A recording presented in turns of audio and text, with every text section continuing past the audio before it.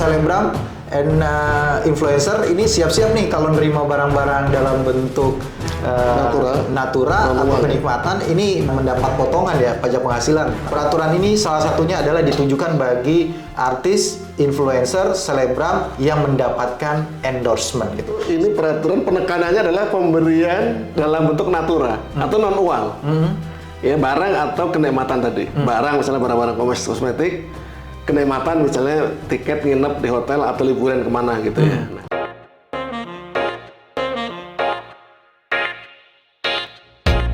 Assalamualaikum warahmatullahi wabarakatuh. Waalaikumsalam warahmatullahi wabarakatuh. Kembali lagi di YouTube channel Halo Pengacara. Apa kabarnya sahabat Halo Pengacara? Semoga dalam keadaan sehat walafiat ya.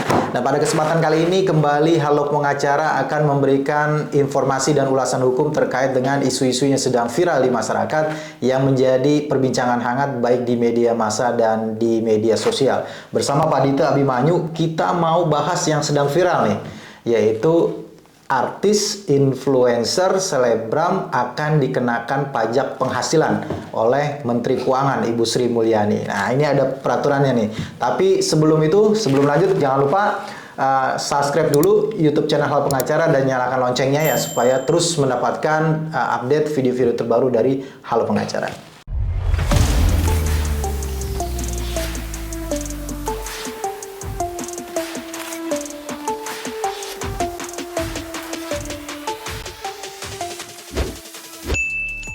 Apa kabarnya Pak Dito? Alhamdulillah baik, sehat. Ini kesekian kalinya Pak Dito datang ke sini, ke podcastnya Halo Pengacara. Pak Dito ini, beliau ini alumni Sekolah Tinggi Akuntansi Negara. Beliau ini konsultan pajak dan juga konsultan keuangan. Pernah bekerja di beberapa perusahaan multinasional dan juga pernah menjadi auditor pajak ya Pak ya? Yeah. Jadi kayaknya ini inilah kita berada pada orang yang tepat untuk bertanya terkait dengan munculnya Peraturan Menteri Keuangan Republik Indonesia Nomor 66 Tahun 2023 tentang perlakuan pajak penghasilan atas penggantian atau imbalan sehubungan dengan pekerjaan atau jasa yang diterima atau diperoleh dalam bentuk natura dan atau kenikmatan. Nah, Ibu Sri Mulyani mengatakan peraturan ini salah satunya adalah ditujukan bagi artis, influencer, selebgram yang mendapatkan endorsement gitu. Sebenarnya peraturan ini tentang apa sih Pak? Sebenarnya. Ya. Jadi ini kan khusus ya, peraturan baru khusus. Kalau pajak penghasilan sudah lama peraturannya ada. Jadi yang perlu dipahami itu ini peraturan penekanannya adalah pemberian dalam bentuk natura atau non uang. Ya, barang atau kenikmatan tadi. Barang misalnya barang-barang kosmetik, kenikmatan misalnya tiket nginep di hotel atau liburan kemana gitu ya. Nah, jadi solusi itu ininya. Titik tekannya itu di pemberiannya dalam bentuk natura. Oke, maaf saya potong. Jadi kalau untuk pajak penghasilannya tersendiri itu udah ada sebenarnya. Kan ya, peraturan umum lah ya. Peraturan umum gitu ya. Setiap penghasilan kena pajak itu peraturan umum. Tapi munculnya peraturan ini tahun 2023 ini kalau nggak salah di awal Juli ini itu penekanannya adalah terkait dengan barang atau yang pemberian dalam bentuk barang oleh selebgram, influencer, artis dalam bentuk non uang begitu ya. Oke, ini kan ada dua nih Pak. Di sini kalau tidak salah disebutkan ada natura, ada kenikmatan. Nih, kalau kita baca sebentar ya Pak ya, kita kutip di pasal 3-nya Pak. Pasal 3 ayat 4 itu dikatakan bahwa penggantian atau imbalan sehubungan dengan pekerjaan atau jasa dalam bentuk natura sebagaimana dimaksud ayat 1 merupakan penggantian atau imbalan dalam bentuk barang selain uang yang dialihkan kepemilikannya dari pemberi kepada penerima. Yang kelimanya, ayat 5-nya, penggantian atau imbalan sehubungan dengan pekerjaan atau jasa dalam bentuk kenikmatan sebagaimana dimaksud pada ayat 1 merupakan penggantian atau imbalan dalam bentuk hak atas pemanfaatan suatu fasilitas atau pelayanan gitu ya dan seterusnya. Nah, ini kan berarti ada dua yang diterima dalam bentuk non uang itu ya berarti ya. Ada natura tadi, misalkan barang, dan dalam bentuk fasilitas kenikmatan begitu ya.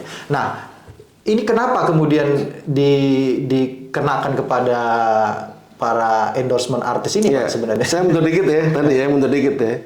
Jadi peraturan ini tuh penekanannya adalah pemberian dalam bentuk natura. Natura. Siapa itu sasarannya? Sasarannya dua. Pertama pegawai, kedua pemberi jasa. Oke, ini berarti pegawai termasuk di sini. Termasuk. Tetapi kita tidak bahas pegawai. Itu sudah udah jadi ranah yang lain lah ya. Kita bahas yang influencer tadi. Nah, apa namanya jasa yang diberikan oleh influencer, imbalannya ada dua tadi di sini, yang diatur di sini, yang uang itu sudah biasa, ya penghasilan biasa dalam bentuk uang. Mungkin selama ini pemberian yang sifatnya bukan uang nggak dihitung kena pajak selama ini. Gitu. Nah ini di sini ditekankan untuk pemberian walaupun pemberiannya itu bukan uang, tetapi barang atau berupa kenikmatan tadi, ya menginap di hotel atau tiket liburan kemana, gitu itu juga dikenakan pajak penghasilan. Iya, artinya gini, saya pengen menekankan juga pertanyaan ini bahwa sebenarnya ini kan sedang mungkin ya pemerintah melihat geliat orang menjual barang atau memarketingkan barang itu tidak lagi melalui metode-metode yang konvensional. Ya, bayar iklan semacam itu. Orang sekarang mencari yang lebih praktis adalah dengan melalui para influencer gitu ya, yang memang punya pengikut banyak begitu dan sangat berpengaruh. Mungkin ini juga yang belum kena belum kena objek pajak itu adalah barang-barang yang diterima itu begitu Pak. Iya, iya. Ya artinya kan mungkin barangnya bentuknya diterima dalam bentuk jutaan begitu misalkan ya. Iya. Ada kan? Ada. Selain mungkin yang ratusan ribu ada yang jutaan gitu. Mungkin merasa ya tidak adil juga kalau barang yang diterima itu tidak masuk dalam kualifikasi objek pajak. Mungkin kira-kira begitu ya Pak. Iya. Nah, sekarang penekanannya Pak. Tadi kan Bapak udah jelaskan juga sebenarnya. Kasihlah contoh kasus kita misalkan terkait dengan natura bagaimana, terkait dengan kenikmatan tuh gimana? Karena ada perbedaan antara natura dengan kenikmatan. Sebenarnya kan dua-duanya ini dalam bentuk non uang sebenarnya. Iya. Apa Pak? Ya sekali lagi ini penekannya itu non uangnya itu ya. Pemberian dalam bentuk non uang. Ada dua, yang pertama natura. Natura itu dalam bentuk barang biasanya. Contohnya influencer untuk alat-alat kecantikan atau kosmetik. Kosmetik ya, itu mahal-mahal tuh. Itu mahal-mahal tuh biasanya kan. Ada segala macam sekarang lagi viral ya. Nah, ini berarti dari seseorang atau oleh perusahaan begitu ya? Oleh perusahaan yang memang produksi alat-alat itu kan, kemudian di endorse oleh si influencer ini. Nah, biasanya di dalam dikasih alat-alat kecantikan itu atau barang kecantikan itu, nilainya mungkin bisa jutaan.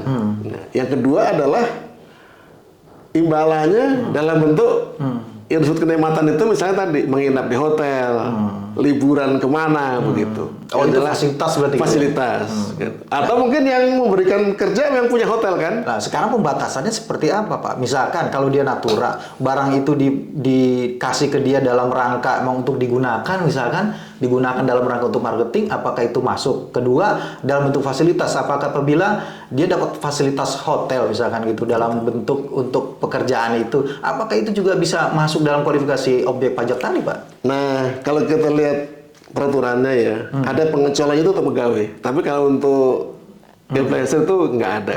Tapi seharusnya ini, saya nggak tahu nanti kan ada.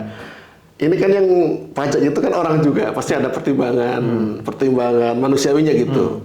Seharusnya kan kalau barang itu diperoleh sebagai alat dia untuk melakukan pekerjaannya ya nggak kena pajak tentunya. Misalkan ya, dia harus menggunakan skincare itu misalnya. Skincare gitu untuk itu gitu.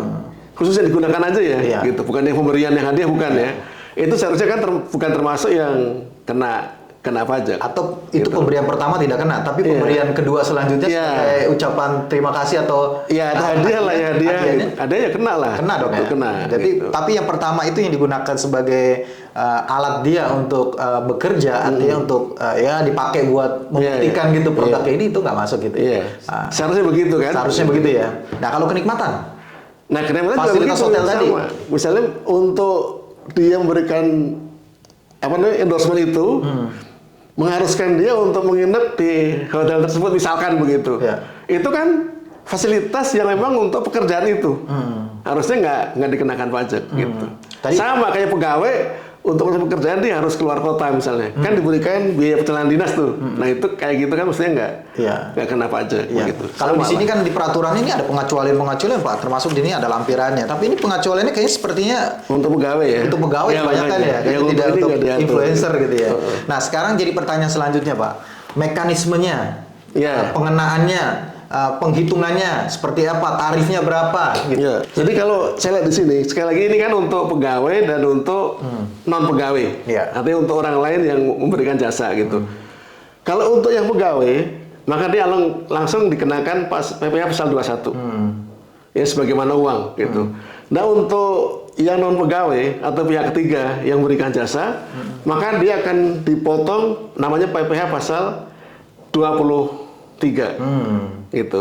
Tarifnya kalau nggak salah 2%. 2% gitu ya. Nah dari mana itu dikenakan? Yaitu dari harga pokok penjualan barang yang diberikan. Oke, tadi kalau contohnya skincare, skincare ya, harga jualnya 4 juta, terus diberikan kepada influencer, itu pengenaannya apa 4 juta atau bukan? Iya, harga pokok penjualan. Harga pokok penjualan itu apa maksudnya, Pak? Si pemberi kerja ini kan emang ininya produknya emang skincare gitu kan. Contohnya seperti contoh, jangan pakai merek ya. Iya. Pokoknya produknya alat kecantikan gitu. Nah, berapa biaya produksi untuk alat kecantikan itu, itulah yang dikenakan. Yang dikenakan. Menjadi dasar pengenaan dari yang diterima oleh si ini. Yang biaya produksi dan lain-lain lah, sampai barang itu terjual lah gitu ya kira-kira ya. Sekarang yang motong siapa, Pak? Pemberi kerja. Pemberi kerja? Pemberi kerja. Berarti kalau ketika saya, contohlah kita halo pengacara nih, menerima endorsement gitu ya, dalam bentuk mungkin bukan skincare lah, yang lain gitu ya. Kalau skincare liburan. Fasilitas kenikmatan, hiburan gitu ya. Liburan, tiket misalkan ke Eropa seperti itu. Dari misalkan salah satu biro jasa perjalanan begitu ya. Nah, yang dikenakan pajaknya, PPh-nya 2%-nya itu apakah kita selaku penerima? Jadi gini, ya saya paham nggak maksudnya ya. Pemberi kerja kan ngasih tiket itu. Yes. Terus katakanlah harga pokoknya itu 10 juta. Ini yang agak susah ngitungnya ya, tapi ya itulah ininya. 10 juta katakanlah nilainya. Maka 10 juta, dari 10 juta itulah dipotong 2% ya. Ya. Jadi berapa itu? 200 ribuan ya? Ribuan gitu. Nanti si pemberi kerja memberikan bukti potong kepada halo pengacara. Oke. Nanti akhir bulan kan harus lapor ke pajak tuh. Iya. Nah, halo pengacara melaporkan ke pajak.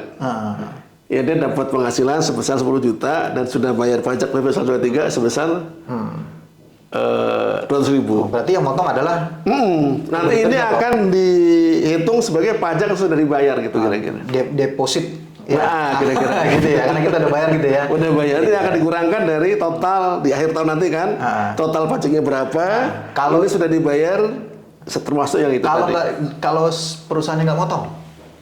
Kita yang kena dong? Yang kena sanksi yang itu. Potong, yang harusnya motong gitu ya. Iya. Tapi kalau memang nggak motong, berarti kita yang bayar dong, Pak? Iya. Yang 2%-nya itu.